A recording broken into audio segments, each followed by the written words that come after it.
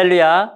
말씀 신앙으로 오늘도 하나님의 나라를 사시는 우리 풍성의 성도님들을 주님의 이름으로 환영하고 축복합니다. 우리가 오늘은 지난 시간과 함께 초대교회사에 대해서 배울 텐데요. 오늘도 우리에게 주시는 풍성한 은혜를 기대하면서 오늘을 시작했으면 좋겠습니다. 우리 먼저 찬양하고 함께 말씀을 나누겠습니다.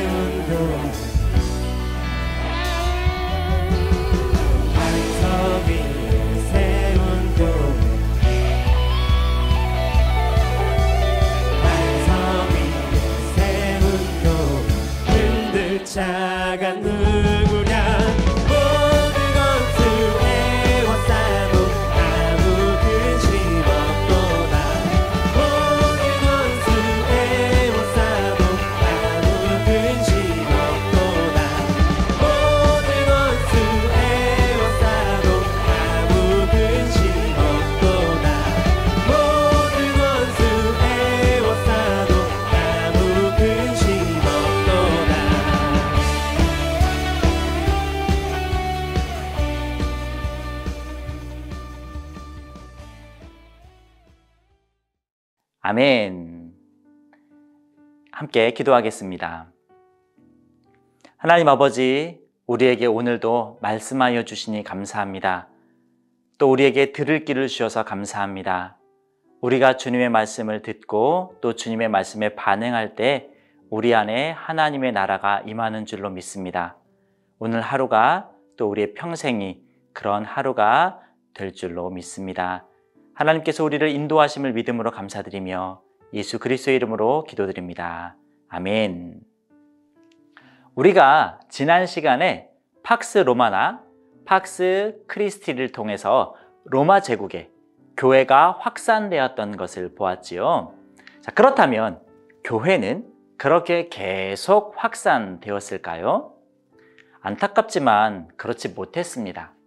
왜냐하면 굉장히 중요한 문제가 생겼거든요. 어떤 문제였을까요? 자, 초대교회 당시에는 크게 두 가지 문제가 있었는데요. 첫 번째 문제는 어떤 문서가 하나님의 말씀인가에 대한 문제였어요.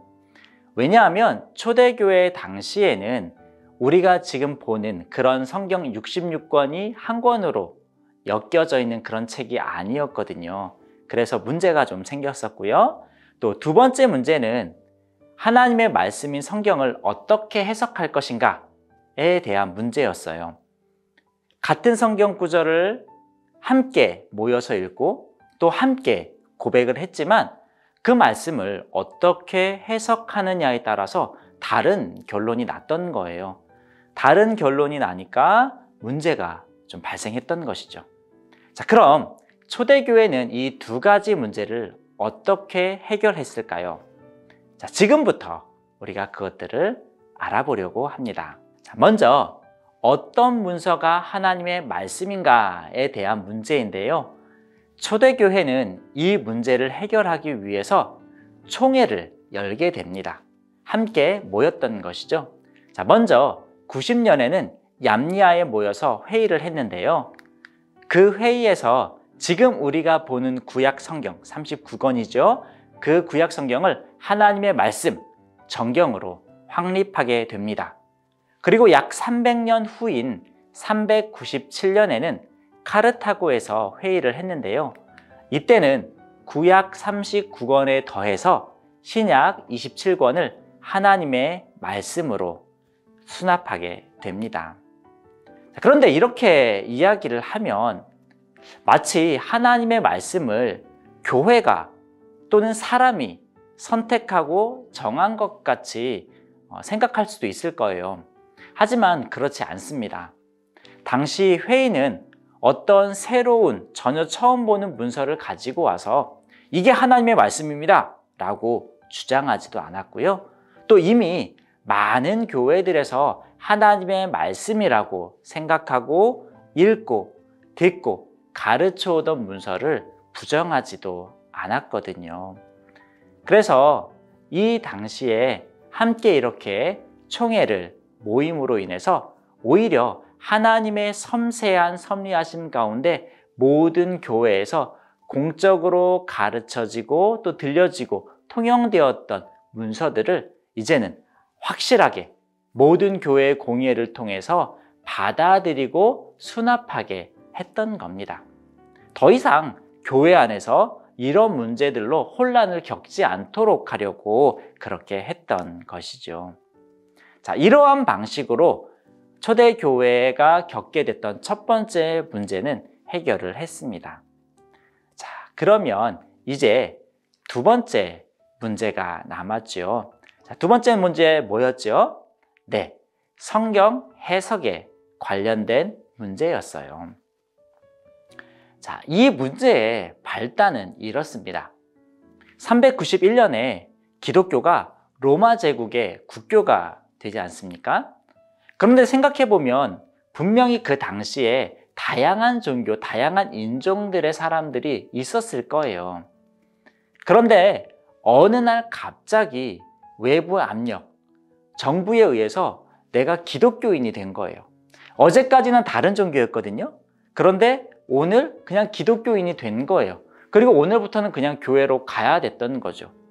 그러니까 어제까지 다른 종교에 있던 사람이 오늘 교회에 왔으니까 당연히 성경을 보는 눈이 다르겠죠. 그러니까 당연히 해석도 다를 수밖에 없던 거고요. 자, 그중 한 부류가 유대교인이었어요. 자, 그 사람들은 예수님이 하나님이다 라는 말씀을 인정하지 않았죠. 예수님이 뛰어난 피조물인 것은 맞다. 하지만 그렇다고 해서 하나님이 될 수는 없다는 거였어요. 그러니까 예수님을 굳이 믿을 필요 없었던 것이죠. 메시아로 여길 필요가 없었던 겁니다. 자, 그럼 다른 종교에 익숙했던 사람들은 어땠을까요? 오히려 그 사람들은 워낙 많은 우상들을 다 신으로 믿어왔었기 때문에 자, 예수님이 참 하나님입니다 라는 진리는 매우 쉽게 믿었어요. 받아들였던 것이죠. 하지만 예수님이 우리와 똑같은 참 사람이었다 라는 사실은 거부했어요. 왜냐하면 신은 신령하고 거룩한 존재인데 어떻게 우리와 같은 육체를 입고 이 땅에 올 수 있냐는 거예요. 이건 불가능하다는 거죠. 이런 일은 있을 수 없다는 거예요. 그래서 그들은 예수님께서 영으로 이 땅에 오셔서 사람들 눈에 잠깐 보이는 식으로 사셨다라고 이야기를 하지 예수님께서 육체를 입고 오신 건 아니다라고 주장을 하곤 했습니다. 자, 상황이 이렇다 보니까 당시 교회는 교회에 오는 사람들을 무작정 교인으로 인정할 수가 없었어요. 잘못하면 교회가 혼란을 겪는 건 물론이고 변질될 수도 있었기 때문이죠. 그래서 교회는 고민하게 됩니다. 교회는 과연 어떤 사람들을 교인으로 인정해야 하는가, 이 고민을 가질 수밖에 없었던 거예요. 자꾸 새로운 사람들이 생겨나니까요. 그래서 생긴 것이 바로 세례 교육입니다. 교인이 되려면 세례를 받아야 하는데 그 세례는 교육을 받은 사람에게 준다는 거였어요. 그러니까 교인이 되고 싶으면 세례를 받고 싶으면 교육을 받아야 된다, 이거죠. 결국 교회들은 세례 교육에 대한 의논을 하기에 이르릅니다. 그래서 305년에 스페인의 엘비라라는 곳에 함께 모여서 그럼 우리는 세례 교육을 도대체 얼만큼 해야 되느냐, 이 질문을 던지게 돼요. 그리고 그것에 대한 결론으로는 적어도 2년은 해야 된다. 하지만 하나님에 대한 지식이 좀 모자라다 싶으면 더 해도 된다. 그래서 잘못된 사람들이 잘못된 이야기를 하지 않고 잘못된 고백을 하지 않도록 그렇게 해야 된다라고 했었던 것이죠. 자, 그러면 이 교육 기간 동안에 어떤 내용을 가지고 교육을 했을까요? 그건 바로 우리가 아주 잘 알고 있는 주일 예배 때마다 고백하는 사도신경이었어요. 우리가 고백하는 사도신경이 꽤 오래전부터 고백되어 왔던 거죠. 사도신경 어떤 거죠? 짧지만 아주 명확하게 성부와 성자와 성령에 대해서 아주 잘 설명하고 있고요. 또 삼위일체에 대한 우리의 믿음을 고백하게 되어 있습니다. 그래서 당시 교회는 성경 해석에 대한 문제 해결책으로 사도신경을 함께 보면서 그것들을 공부해 왔던 겁니다. 물론 그렇다고 해서 사도신경만으로 모든 해석의 문제가 해결된 것은 아니에요. 하지만 교회는 그때마다 하나님의 보호하심 속에 공의회를 통해서 어려움을 극복해 왔습니다. 그때마다 하나님의 건지심, 구원하심이 있었던 것이죠. 저는 오늘 초대교회의 문제를 보면서 마태복음 16장 18절에 예수님이 교회에 하신 약속이 생각이 났어요. 내가 네게 이르노니 너는 베드로라. 내가 이 반석 위에 내 교회를 세우리니 음부의 권세가 이기지 못하리라. 아멘. 지금까지 교회는 음부의 권세로부터 정말 많은 공격을 받아왔습니다. 하지만 지금까지 결코 무너지지 않았죠. 교회는 앞으로도 공격을 받을 겁니다. 하지만 역시 교회는 결코 무너지지 않을 겁니다. 지금까지 교회를 지키신 하나님은 예수님이 재림하실 그때까지 교회를 지키실 것이기 때문이죠. 자, 우리가 이 사실을 믿는다면 더 이상 세상 앞에서 의기소침해 있을 이유가 없을 거예요. 한국교회가 되었든 우리 개인이 되었든지 말이죠. 저는 하나님께서 우리 한국교회를 또 우리 풍성교회를 그리고 주님의 몸된 교회인 우리 한 사람 한 사람을 지키실 거라고 확신합니다.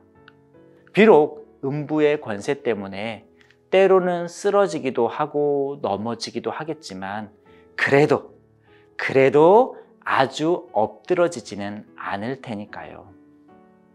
우리 함께하는 성도님들도 이렇게 확신하시죠? 오늘 우리가 하루 살아가는 동안에 이 믿음 안에서 살아갔으면 좋겠습니다. 남은 2021년도도 이 믿음 안에서 힘내셨으면 좋겠습니다. 그러면 초대교회를 지금까지 인도하셨던 하나님께서 우리의 삶도 또 우리의 풍성교회와 한국교회와 세계교회를 인도하시리라 믿습니다. 우리 그 믿음을 가지고 우리 오늘도 화이팅 해봅시다. 아멘. 함께 기도하겠습니다. 하나님 아버지, 음부의 권세가 초대교회를 무너뜨리려 했지만 하나님은 주님의 교회를 세우셨습니다. 그래서 지금 우리까지 그 주님의 복음이 흘러내려왔습니다. 하나님, 신앙생활을 하다 보면 음부의 권세가 우리를 넘어뜨리려 하는 것을 종종 경험합니다. 때로는 신앙생활을 못할 것 같은 생각이 들기도 합니다. 하지만 그 모든 음부의 공격 속에서 하나님은 우리를 지키실 것입니다. 초대교회를 지키셨던 그 하나님께서 오늘 우리를 지키실 것을 확신합니다.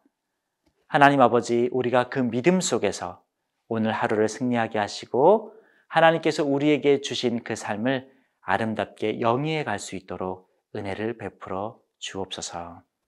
하나님께서 우리와 함께 하심으로 우리를 승리케 하실 것을 믿음으로 감사드리며 살아계신 예수 그리스도의 이름으로 기도드립니다. 아멘. 네, 이렇게 신약 성경을 조금 더 잘 이해할 수 있도록 초대교회사 특강을 했는데요. 오늘 여기에서 마무리를 짓고요. 다음 시간에는 다시 우리 담임 목사님께서 나오셔서 신약 계속해서 배워보도록 하겠습니다. 우리 풍성축제와 함께 오늘 하루 잘 승리하셨으면 좋겠고요. 또 내일 모레까지 함께 하시고 또 남은 2021년도도 아름답게 그렇게 하나님 안에서 승리하셨으면 좋겠습니다. 우리 다음 주에 뵐 때까지 승리하십시오. 감사합니다.